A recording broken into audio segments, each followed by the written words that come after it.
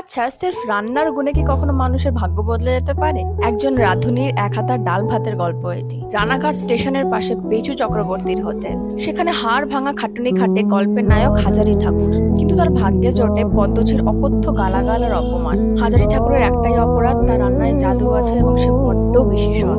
হাজারি ঠাকুরও দমে যাওয়ার পাত্র নয়। তার একটা স্বপ্ন ছিল রানাঘাট স্টেশনের পাশে তার একটি ভাতের হোটেল হবে এবং সেখানে মানুষ সস্তায় পেট ভরে তৃপ্তি করে খেতে পারবে। যখন তাকে হোটেল থেকে মিথ্যা চুরির অপবাদে তাড়িয়ে দেওয়া হয়, সেই রাতে তার মনে জন্ম নেয় এক অদম্য জেদ। তার পকেটে কানাকড়িও নেই, পাশে দাঁড়ানোর মতো কেউ নেই, কিন্তু আছে সততা এবং তার রান্নার প্রতি অগাধ বিশ্বাস।